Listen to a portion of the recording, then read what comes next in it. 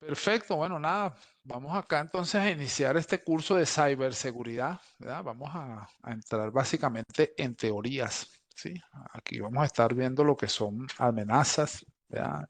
Vulnerabilidades y ataques, básicamente conceptual, ¿verdad? A nivel de conceptos por allí. Los mecanismos, ¿verdad? De los que se valen los ciberdelincuentes por ahí llamados, ¿verdad? Pues básicamente tienen que ver con los títulos de este tema, ¿no? ¿Cuáles son esas amenazas comunes? Estos ciberdelincuentes también se valen del engaño, ¿sí? Por allí vamos a conocer eso un poco como la denominada ingeniería social, ¿no? Ataques cibernéticos, como pues los dispositivos finales, ¿verdad? Como los móviles, ¿sí? Dispositivos inalámbricos, ¿verdad? Son objetos de ataques de ciberseguridad y también las aplicaciones. Vamos a ver cómo, ¿no? ¿Cuáles son las amenazas comunes, ¿no?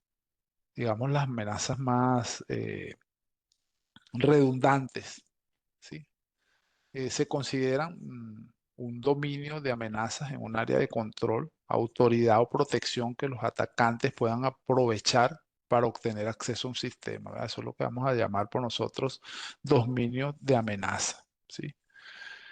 ¿De qué se van a aprovechar estos atacantes? Pues se van a aprovechar de acceso directo, o quizás allí se conecten directamente a una red, por ejemplo, ¿no?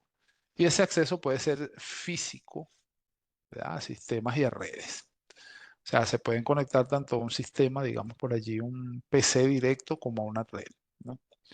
Las redes inalámbricas que se extienden más allá de los límites de una organización, ¿verdad? También son objeto de ataque, sobre todo porque las redes inalámbricas pues están allí en el aire, ¿verdad?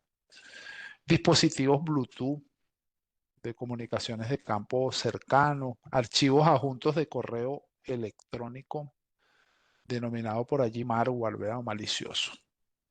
Elementos menos seguros dentro de la cadena de abastecimiento de una organización. Las cuentas de medios sociales de una organización también, ¿verdad? Esos ataques a redes sociales son devastadores a veces, ¿sí? Sobre todo en cuestión de imagen de la empresa.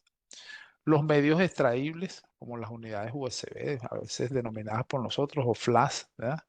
Y las aplicaciones basadas en la nube, ¿sí? Básicamente, digamos que son eh, algunas características que nosotros propiamente no podemos controlar, ¿verdad? Entonces tenemos por allí, dentro de esto, las categorías ataques de software, por allí la famosa Deny of Service, ¿verdad? O denegación de servicio, DOS, ¿no? Los malware o virus informáticos.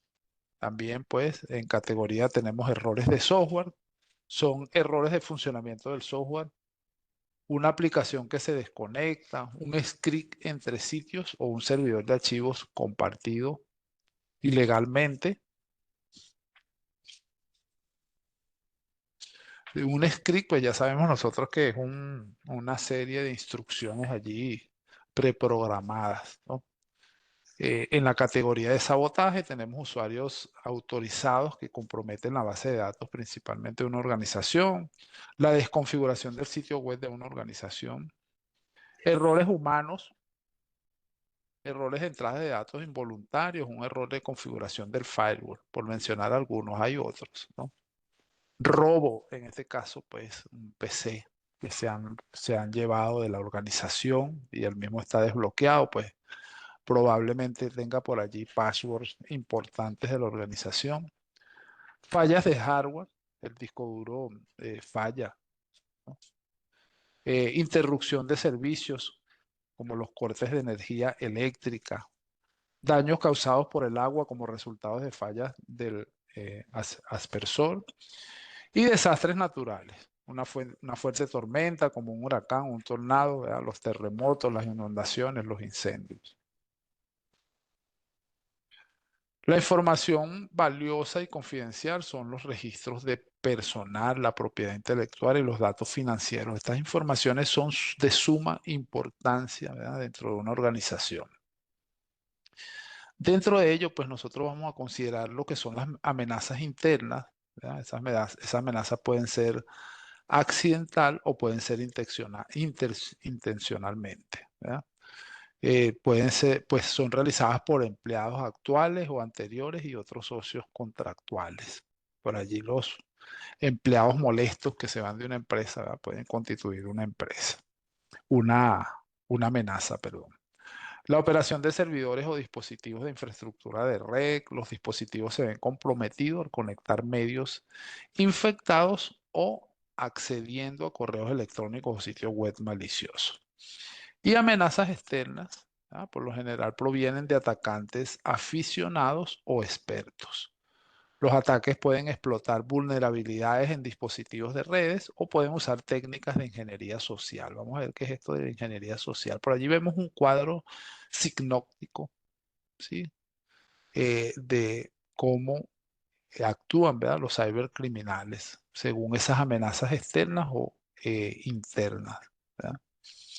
Dentro de las amenazas internas que por allí vemos, ¿verdad? Están los empleados, los desempleados, el personal de contrato o socios de confianza. Y amenazas internas, pues allí las vemos también esas clasificaciones, ¿no? Amenazas externas, los activistas, los terroristas, ¿verdad? También hay por allí patrocinados por el gobierno. Los piratas informáticos, que son los denominados hackers también, ¿verdad? Que los vamos a tener de sombrero negro, sombrero gris y sombrero blanco, que nos van, digamos, un poco para ver en contexto lo que abarca cada uno de estos entes según el sombrero, ¿no?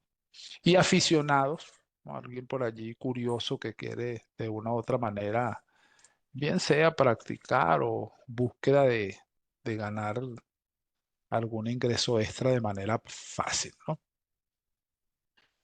Amenazas y vulnerabilidades de usuarios, ¿verdad? Un dominio de usuario incluye a cualquiera que acceda al sistema de información de una organización, incluidos los empleados, los clientes, los socios, los socios contractuales. Los usuarios son el eslabón más débil, de hecho, de los sistemas de seguridad de la información y representan una amenaza significativa para la confidencialidad, la integridad y la disponibilidad de los datos en una organización. Estos tres factores, confidencialidad, integridad y disponibilidad, ¿ya? Son los objetivos más importantes que nosotros vamos a querer tener, ¿verdad? Dentro de un sistema, vamos a decir, dentro de una red, ¿verdad? Dentro de una organización. Necesitamos que esos datos sean confiables, ¿verdad? Que estén completos, o sea, íntegros, y que los podamos acceder en todo momento, o sea, que estén disponibles, ¿no? Por allí algunos ejemplos de amenazas de usuario, ¿verdad? Desconocimientos de políticas de seguridad, un error grave. De hecho, cualquier persona dentro de una empresa, pues al ingresar debería, como primer factor, entrenársele en esas políticas de seguridad, ¿verdad? Esas políticas también pueden ser o pueden estar aplicadas de una manera deficiente, ¿no? Robo de datos, actividades no autorizadas, descargas de medios, VPN, sitios web y destrucción de sistemas de aplicaciones o datos. ¿Sí? Son algunos ejemplos de amenaza. Dispositivos encendidos y desatendidos. ¿Qué tipo de dispositivos pueden estar encendidos y desatendidos? Por allí, por ejemplo, un servidor. Estas serían amenazas a los dispositivos. Descargas de archivos, fotos, músicas, videos de fuentes poco confiables. A veces, pues, esto se hace por desconocimiento, ¿verdad? Software con vulnerabilidad instalado en los dispositivos de una organización. La existencia de nuevo malware, ¿verdad? Nuevos virus, gusanos y otros tipos de malware. Inserción de unidades USB, CD o DVD no autorizados en dispositivos de red. Las políticas inexistentes para proteger la infraestructura de tecnología de información de la organización y el uso de hardware o software obsoleto, ¿verdad? Esas serían amenazas a dispositivos, ¿verdad? Las amenazas a la red de área local. Y por allí vemos entonces entre estos ejemplos, acceso no autorizado a los centros de datos, a las salas de computadoras y a los armarios de cableados. Acceso no autorizado a los sistemas, las aplicaciones y los datos, vulnerabilidades de software del sistema operativo de la red, usuarios deshonestos, ¿verdad? Eh, que, o- que o- esto está aquí como pegado, ¿no? Que obtienen acceso no autorizado a las redes inalámbricas, ¿verdad? Son usuarios deshonestos. Ataques a los datos en tránsito. Sí, ya vimos por allí que se pueden, allí en el estudio de redes, pues se pueden valer de sniffer, ¿verdad? Para revisar datos en circulación de la red. Servidores de la red, ¿verdad? Con diferentes hardware o sistemas operativos, el escaneo de puertos y el sondeo de redes no autorizadas. Y pues un firewall mal configurado. ¿Por qué puede suceder eso? Básicamente por desconocimiento, ¿verdad? Amenazas en la nube, en la nube. ¿No? El dominio de nube privada incluye servidores, recursos, infraestructuras de tecnología de la información privados disponibles para los miembros de la organización a través de Internet. Estas amenazas, ¿verdad? Pueden llevarse a cabo mediante el escaneo de puertos, el sondeo de redes no autorizados, el acceso no autorizado a los recursos, vulnerabilidades del software del sistema operativo, de los dispositivos de red, firewall o enrutador. Error de configuración en el enrutador, firewall o dispositivos de red y usuarios remotos que acceden a la infraestructura de la organización y descargan datos de confidencialidad o datos confidenciales. Un elemento común, ¿verdad? Que hemos venido observando y que pues vale la pena por allí enterarnos, ¿verdad? Por ejemplo, en seguridad, el funcionamiento del firewall, ¿sí? Un aspecto relevante para el entendimiento, ¿verdad? O la puesta, digamos, en funcionamiento de una protección, de una seguridad, ¿verdad? Para datos y para la red. El dominio de nube pública son todos los servicios informáticos alojados por la nube, un servicio o un proveedor de Internet que están disponibles para el público y se comparten entre organizaciones. Tres modelos basados en suscripción de servicios en la nube pública, la organización puede optar por utilizar, ¿no? Por allí vamos a hablar de SaaS, ¿no? Y esto hace referencia a Software as a Service, ¿verdad? O lo que es lo mismo, software como servicio, ¿no? Proporciona a la organización software almacenado en la nube que está alojado de forma centralizada y al que acceden los usuarios a través de un navegador web, una aplicación u otro software. Luego tenemos el PaaS, que sería Platforms o plataforma, en realidad es Platform as a Service, ¿verdad? O plataforma como servicio, permite que una organización desarrolle, ejecute y administre sus aplicaciones en el hardware de servicio utilizado de sus herramientas. Y el IaaS o infraestructura como servicio proporciona recursos informáticos virtuales como hardware, software, servidores, almacenamiento y otros componentes de infraestructura. Una organización compra, comprará, ¿verdad? El acceso a ellos, ¿verdad? Según la necesidad. De hecho, por allí los tienen según la disponibilidad al momento. Amenazas de aplicaciones. ¿Verdad? Esto incluye todos los sistemas, las aplicaciones, datos críticos utilizados por una organización, ¿verdad? Para respaldar las operaciones. Amenazas comunes a las aplicaciones, acceso no autorizado a los centros de datos, las salas de computadora y los armarios de cableado. Tiempo de inactividad del servidor durante los periodos de mantenimiento, vulnerabilidades de software del sistema operativo de la red, pérdida de datos y vulnerabilidades de desarrollo de aplicaciones web o cliente servidor. Un segundito por aquí, voy a chequear si estamos bien.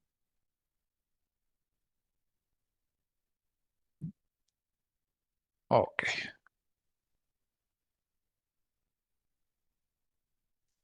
Las amenazas pueden ser complejas, ¿verdad? La vulnerabilidad de software ocurre debido a errores de programación, vulnerabilidades de protocolo o configuraciones incorrectas del sistema. Algunos de los métodos de ataque ciberdelincuentes son amenazas persistentes, avanzadas, ¿verdad? APT, un ataque continuo que utiliza tácticas de espionaje elaboradas que involucran a múltiples actores y malware sofisticado. Ataques de algoritmos. Aprovechan los algoritmos en una pieza de software legítimo para generar comportamientos no deseados.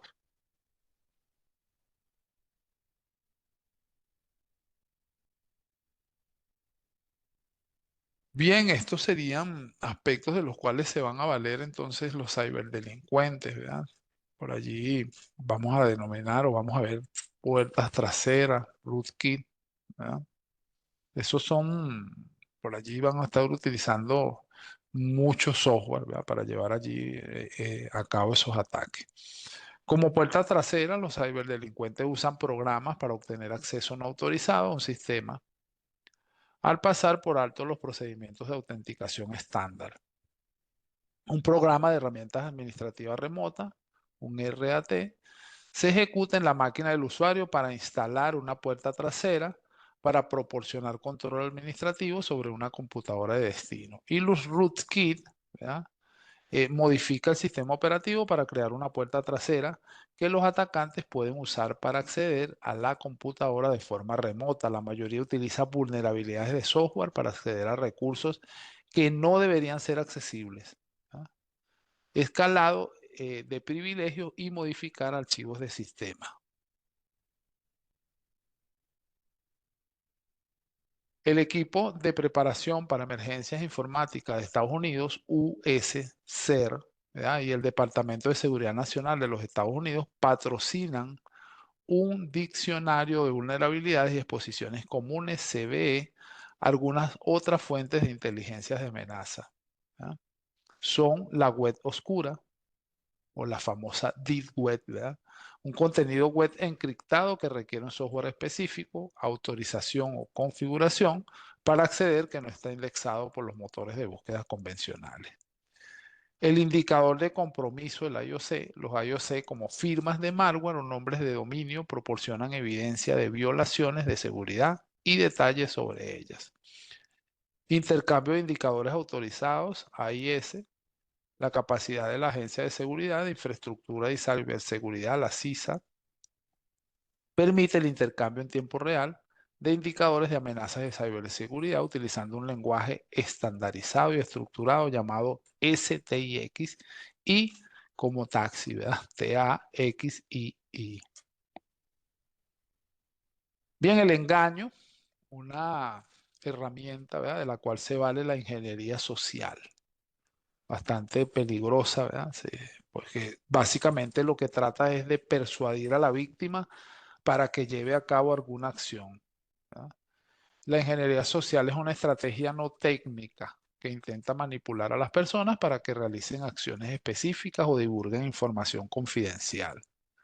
Alguien que se hace pasar, por ejemplo, por el jefe de una empresa, ¿verdad? Solicitando los datos de algún tipo de persona muy específica.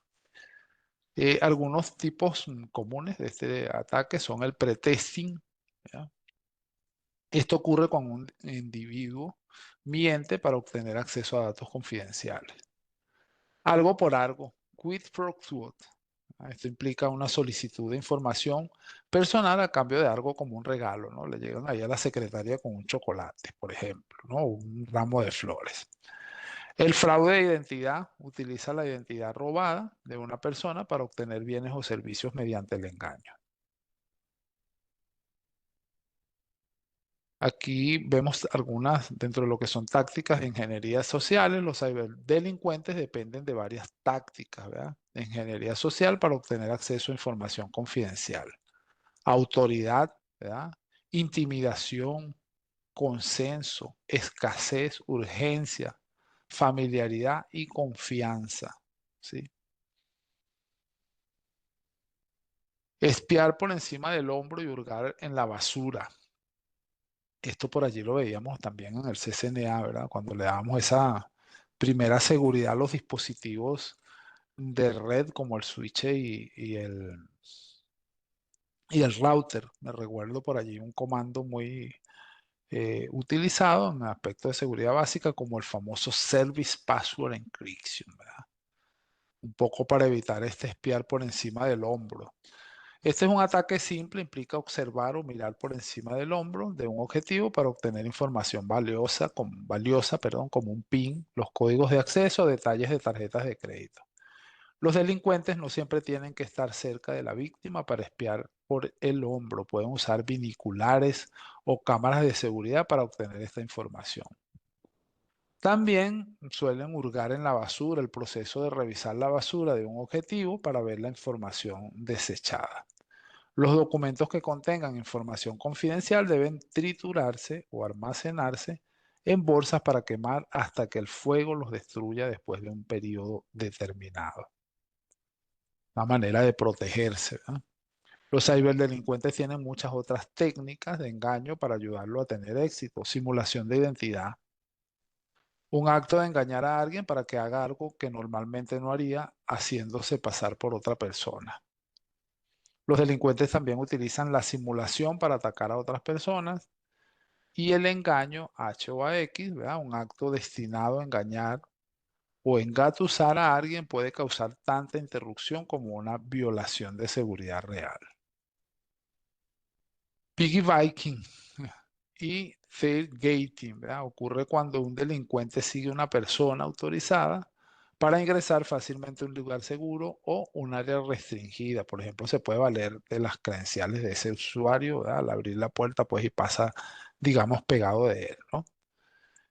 ¿Cómo lo pueden lograr? Pues dando la apariencia de ser escoltado, ¿verdad? A las instalaciones por una persona autorizada, uniéndose y fingiendo ser parte de una gran multitud que ingresa a las instalaciones, apuntándose a una persona autorizada que descuida las reglas de la instalación.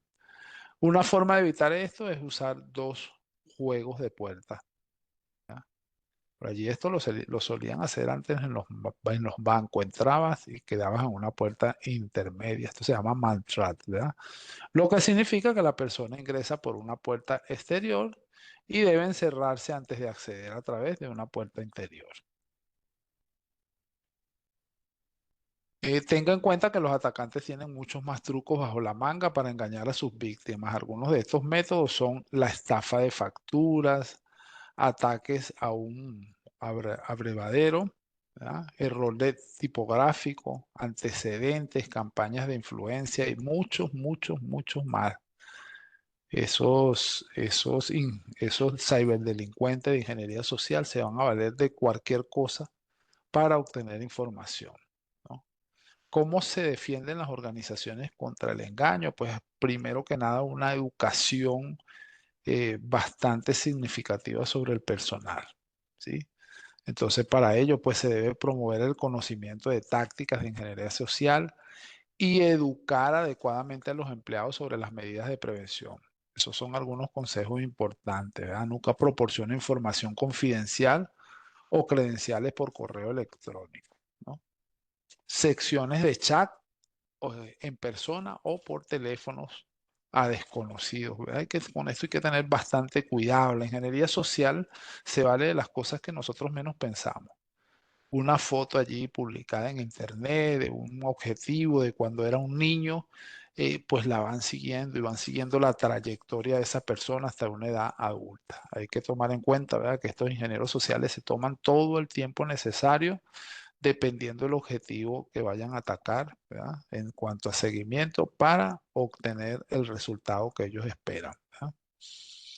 Resista el impulso de hacer clic en correos electrónicos y enlaces de sitio web atractivos. Tenga cuidado con las descargas no iniciadas o automáticas.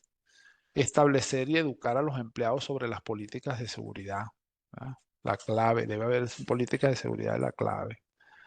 Aliente a los empleados a asumir la responsabilidad de los problemas de seguridad y no se sienta presionado por personas desconocidas, ¿verdad? Ante una llamada extraña allí, de una amenaza o algo, pues lo primero que debemos hacer es ser paciente e investigar antes de actuar, ¿no?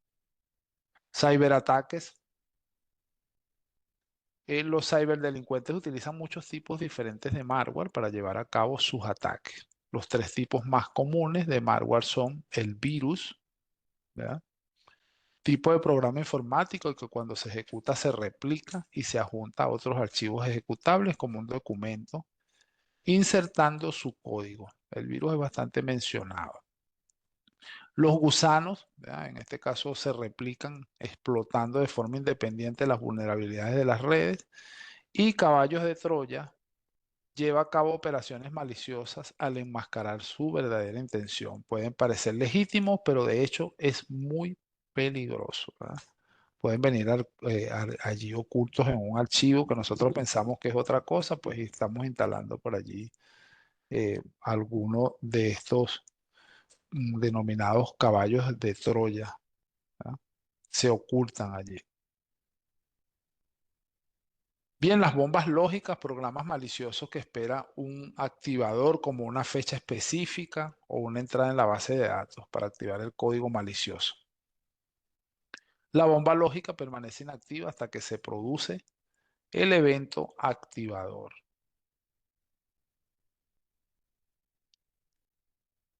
Una vez activado, implementa un código malicioso que provoca daños en una computadora. Una bomba lógica puede sabotear los registros de las bases de datos, borrar los archivos y atacar los sistemas operativos o aplicaciones.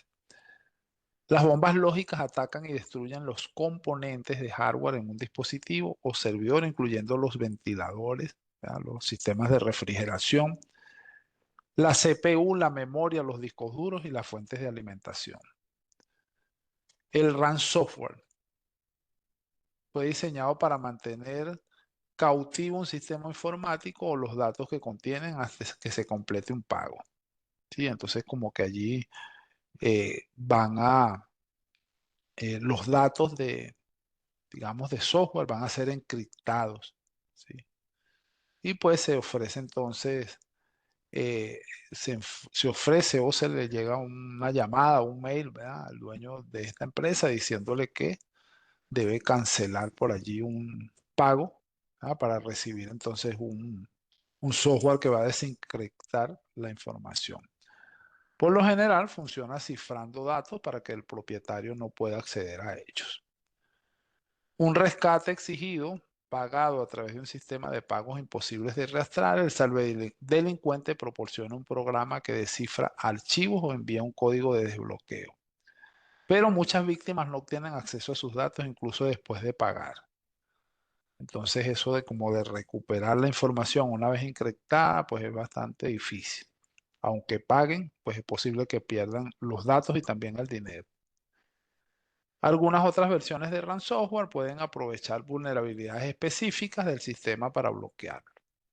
Se propaga a través de correos electrónicos, de phishing, ¿verdad? Que fomentan la descarga de archivos adjuntos maliciosos o una vulnerabilidad de software. Ataques de denegación de servicios. Estos son ataques que van a abrumar la red. El tipo de ataque a la red es relativamente simple de realizar, incluso para un atacante no calificado. Por lo general, provocan algunas interrupciones en los servicios de red, lo que provoca una pérdida significativa de tiempo y de dinero. Tenemos dos tipos principales de ataques de DOS. Uno abrumador, ¿ya? Una cantidad de tráfico excesivo. Cuando una red host o aplicación envía una enorme cantidad de datos a una velocidad que no puede manejar, provoca una transmisión o respuesta lenta o hace que el dispositivo del servicio se bloquee. Y paquetes con formato malicioso. Envía un paquete con formato malicioso y el receptor no podrá manejarlo. Los sistemas de nombres de dominio, el famoso DNS, muchos de servicios técnicos esenciales son necesarios para que una red funcione, como el enrutamiento, el direccionamiento y los nombres de dominio. Estos son los objetivos principales para el atacante. Una reputación del dominio. ¿Ah? Los servidores DNS utilizan el DNS para traducir un nombre de dominio a una dirección IP numérica para que la computadora puedan entenderlo. Si un servidor DNS no conoce la dirección IP, consultará a otro servidor DNS. Una organización necesita monitorear su reputación de dominio, incluida su dirección IP, para ayudar a proteger contra dominios externos maliciosos. Una suplantación de DNS o el envenenamiento de la caché del DNS, el ataque en el que se introduce datos falsos en una caché de resolución de DNS, la base de datos temporal en el sistema operativo de una computadora que registra visitas recientes a sitios web y otros dominios de Internet. Estos ataques de envenenamiento atacan una debilidad del software DNS que hace que los servidores DNS redirijan el tráfico de un dominio específico a la computadora del delincuente en lugar de redirigirlo al propietario legítimo del dominio. Y secuestro de dominio cuando un atacante obtiene de forma indebida el control de la información DNS de un objetivo, puede realizar cambios no autorizados. Localizador uniforme de recursos URL es un identificador único para encontrar un recurso específico en el Internet. El redireccionamiento de una URL suele suceder con fines legítimos. Ataques de la capa 2, muy importante recordar por allí esa capa 2, ¿verdad? Los atacantes a menudo se aprovechan de las vulnerabilidades en la seguridad de capa 2. Recordemos que la capa 2 es la capa eh, más, ¿cómo digamos?, más significativa, ¿verdad?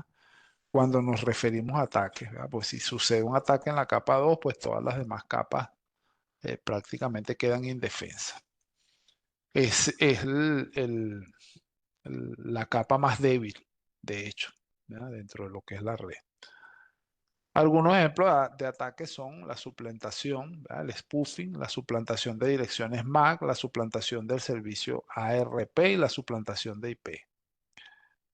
La saturación de direcciones MAC compromete los datos transmitidos a un dispositivo. Un atacante inunda la red con direcciones MAC falsas, comprometiendo la seguridad del switch de la red, ¿verdad? Recordemos que el switch es un dispositivo de capa 2 por excelencia y pues el que se encarga de procesar las direcciones MAC, ¿verdad? Ataque de hombre en el medio y hombre en el móvil, ¿no? Los atacantes pueden interceptar o modificar las comunicaciones entre dos dispositivos para robar información o hacerse pasar por uno de los dispositivos. El MITM, ¿verdad? El hombre en el medio, ocurre cuando un ciberdelincuente toma el control de un dispositivo sin el conocimiento del usuario. Con este nivel de acceso, un atacante puede interceptar, manipular y transmitir información falsa entre el remitente y el destino previo. Y este hombre en el móvil, ¿no? Una variación del MITOMO, es un tipo de ataque utilizado para tomar el control de dispositivos móviles de un usuario. Cuando está infectado, el dispositivo móvil recibe instrucciones de filtrar información confidencial del usuario y enviarla a los atacantes.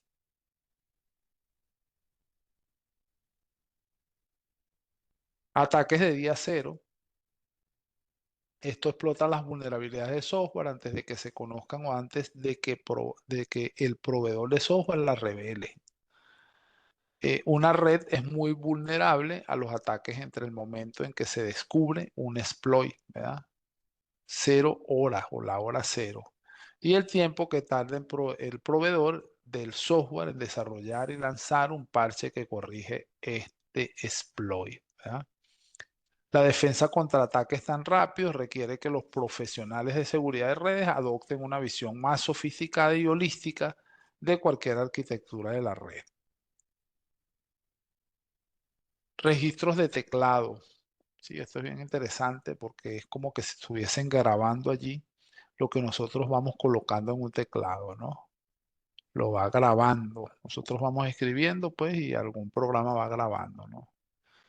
Los ciberdelincuentes registran las pulsaciones de las teclas mediante software instalado en un sistema informático o mediante dispositivos de hardware conectados físicamente a una computadora y configuran el software del registrador de teclas para enviar el archivo de registro del delincuente.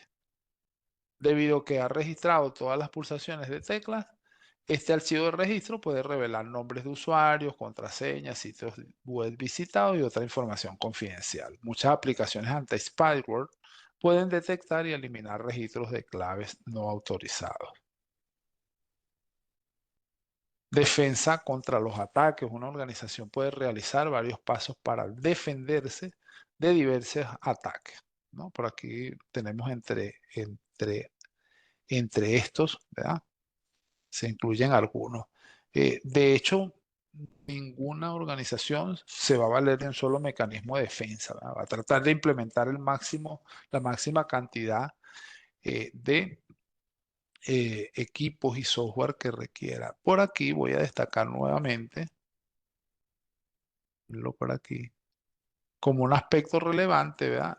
El tratar de comprender el firewall, ¿verdad? De cómo se configura el firewall, para eliminar cualquier paquete de fuera de la red con direcciones que indiquen que se originaron dentro de la red.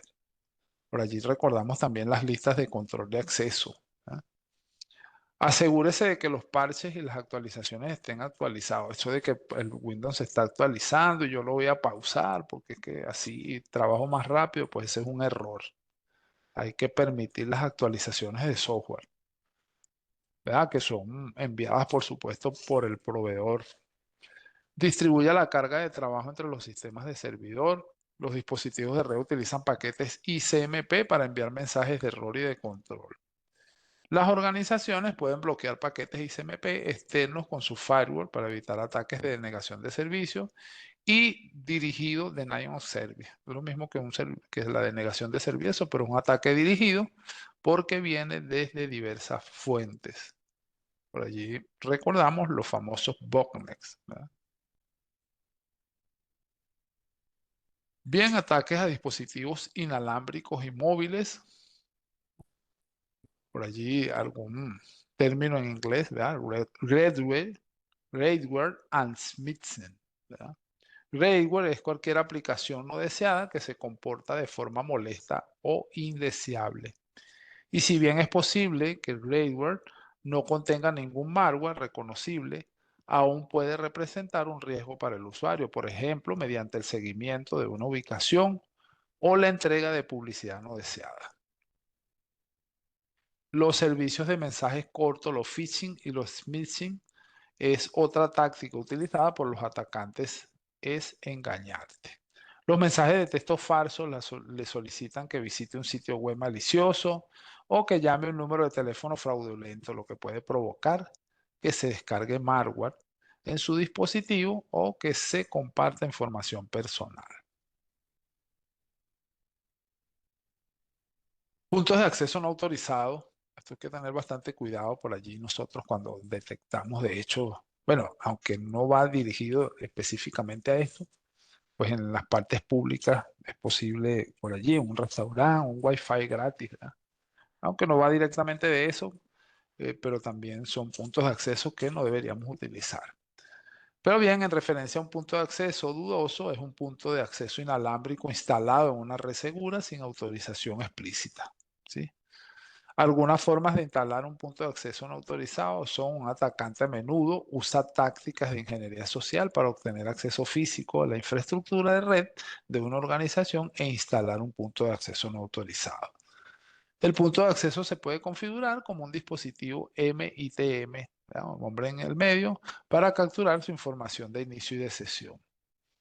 Un ataque gemelo maligno describe una situación en la que el punto de acceso del atacante está configurado para parecer una mejor opción de conexión. Y a esto me refería por allí, ¿verdad? En un restaurante, en un área pública, ¿no? Una vez que los usuarios se conectan al punto de acceso no autorizado, los delincuentes pueden analizar el tráfico y ejecutar ataques de hombre en el medio. Hay que tener mucho cuidado con eso por allí. Interferencias de radiofrecuencia. Las señales inalámbricas son susceptibles a la interferencia electromagnética, al MI, a las interferencias de radiofrecuencia, al RFI, e incluso pueden ser vulnerables a los rayos o ruidos de luces fluorescentes. Los atacantes pueden aprovechar este hecho bloqueando deliberadamente la transmisión de una estación de radio o satélite para evitar que una señal inalámbrica llegue a la estación receptora. Para bloquear con éxito la señal, la frecuencia, la modulación y la potencia del bloqueador del RF deben ser iguales a las del dispositivo que el atacante busca interrumpir. Bluejacking and bluesnarfing, ¿verdad? Debido al alcance limitado del Bluetooth, un atacante debe estar dentro del alcance de su objetivo. Algunas formas en que pueden aprovechar el dispositivo de un objetivo sin su conocimiento son: el bluejacking utiliza la tecnología inalámbrica Bluetooth para enviar mensajes no autorizados o imágenes impactantes en otros dispositivos Bluetooth. Por cierto, muchos usuarios, ¿verdad?, mantienen ese escaneo de Bluetooth activo, ¿verdad? Eso no deberíamos en todo momento tratar de que, si no vamos a conectar nada por Bluetooth, pues que esté desactivado. Un Bluesnare se produce cuando un atacante copia información como correos electrónicos y listas de contacto del dispositivo de un objetivo mediante una conexión Bluetooth. Ataques contra protocolos de Wi-Fi, ¿ah? La privacidad por cable equivalente web y el acceso protegido Wi-Fi WPA son protocolos de seguridad diseñados para proteger las redes inalámbricas. Por cierto, estos protocolos en la actualidad ya no se deben usar, ¿no? Web fue desarrollado para proporcionar una Wireless Local Area Network con un nivel de protección mediante el cifrado de los datos. Web usaba una clave para el cifrado, pero Web no tenía provisión para la administración de claves, lo que brindaba a los delincuentes acceso a una gran cantidad de datos de tráfico. Para abordar esto y reemplazar WebPA, ¿verdad? Y luego WebPA2, se desarrollaron como protocolos de seguridad mejorados. A diferencia de lo que sucede con Web, un atacante no puede recuperar la clave de cifrado WPA2, ¿ah? Observando el tráfico. Existen varios pasos a seguir para defenderse de los ataques de los dispositivos móviles o inalámbricos. Aprovecha las características básicas de seguridad inalámbrica como la autenticación y la encriptación al cambiar los ajustes de configuración predeterminados. Restrinja la ubicación de puntos de acceso colocando estos dispositivos fuera del firewall, ¿verdad? O dentro de una zona desmilitarizada. Una red perimetral que proteja la LAN de una organización contra dispositivos no confiables. Las herramientas de Wireless LAN, ¿ah? Como NextTumbler pueden descubrir puntos de acceso dudosos o estaciones de trabajo no autorizados. Desarrolla una política para el acceso de usuarios temporales a la red Wi-Fi de una organización. Los empleados de una organización deben usar una VPN de acceso remoto para el acceso a esa red inalámbrica. Ataques de aplicaciones, ¿ah? Cross-site scripting, secuencias de comandos entre sitios XSS.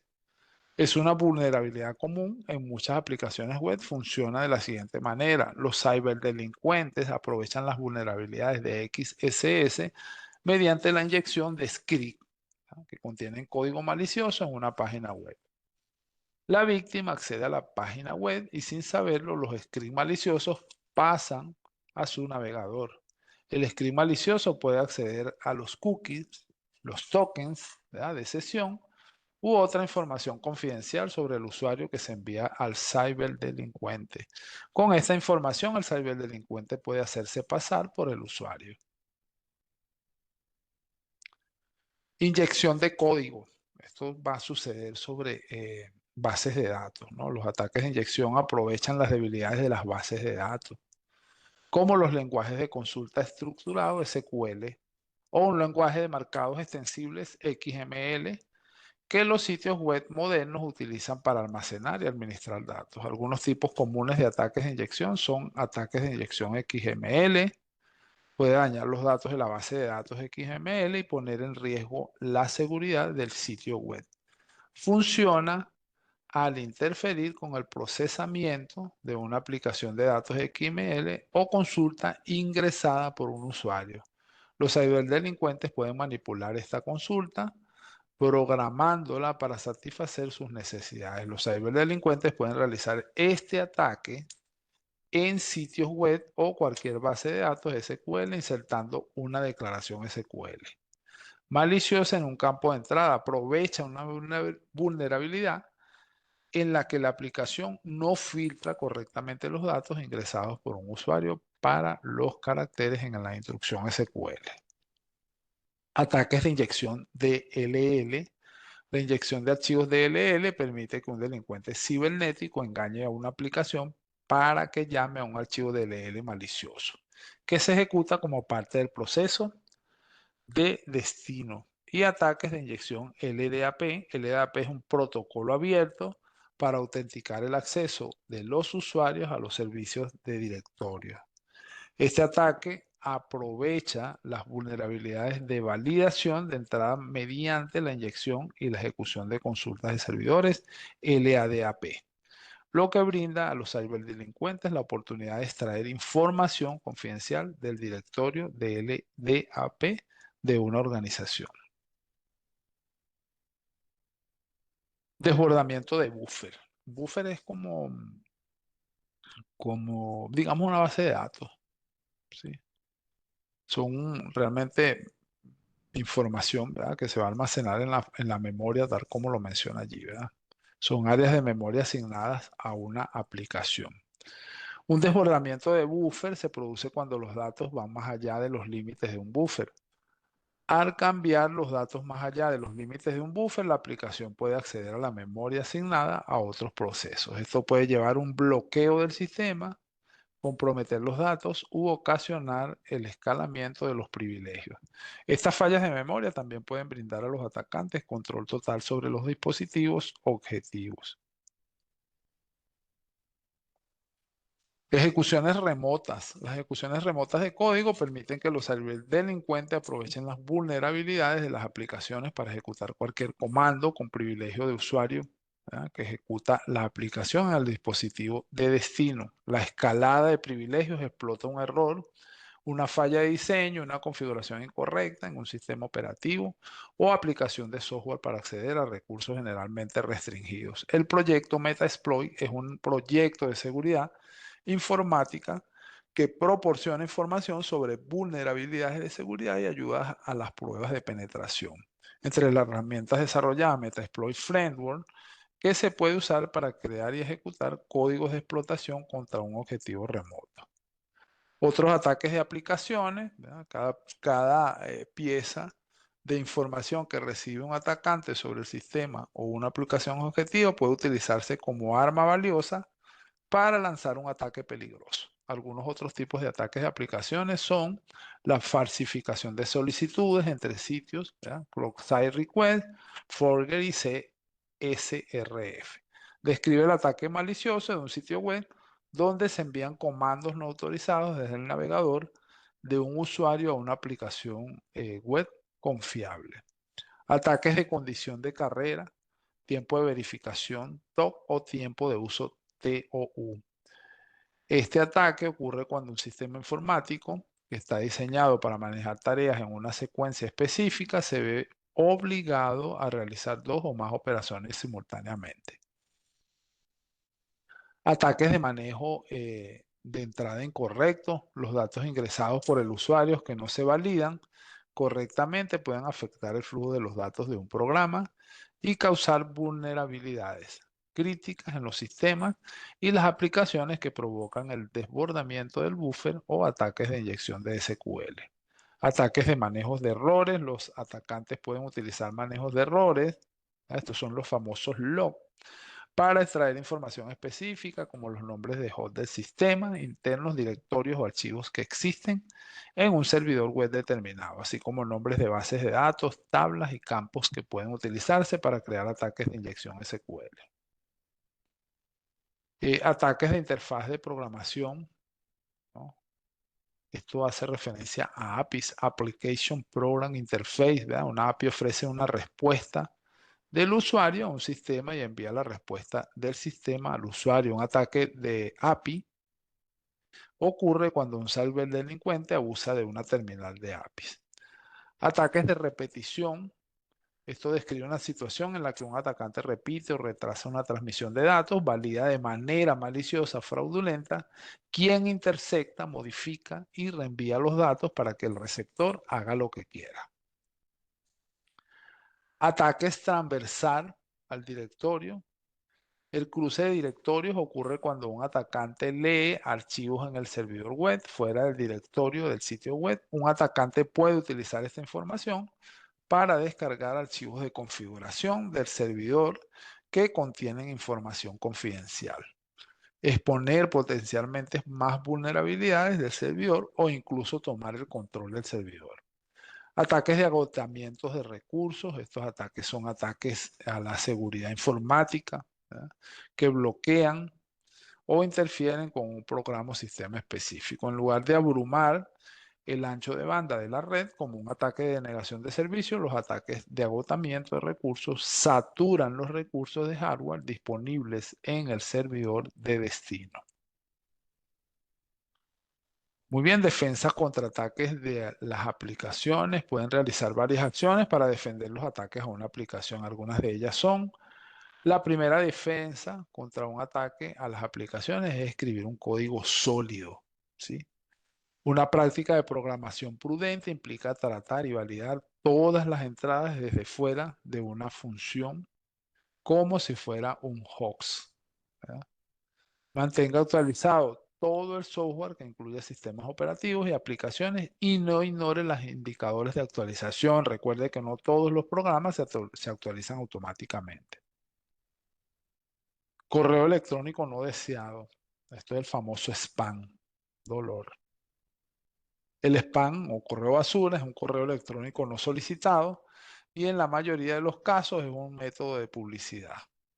Las computadoras infectadas con virus o gusanos envían una gran cantidad de correos no deseados y a menudo contienen enlaces maliciosos, malware o contenido engañoso que tiene como objetivo engañar a los destinatarios para que revelen información confidencial.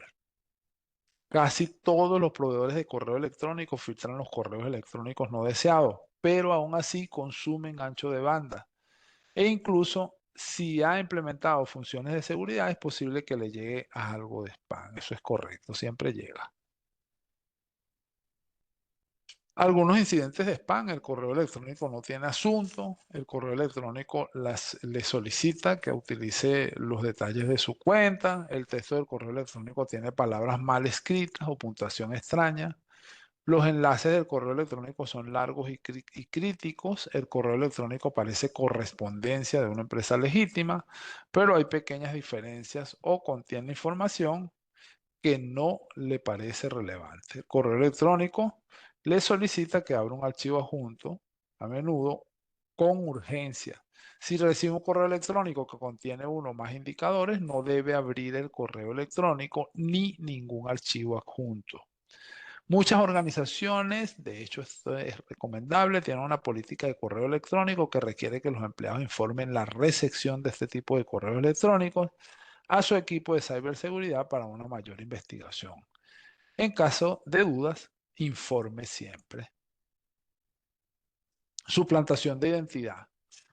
Esto también se denomina phishing, ¿verdad? Es una forma de actividad fraudulenta que a menudo se utiliza para robar información personal. Se produce, ¿verdad?, cuando un usuario es contactado por correo electrónico, mensaje instantáneo o de cualquier otra manera por alguien que se hace pasar por una persona u organización legítima, ¿verdad? Un ingeniero social en este caso.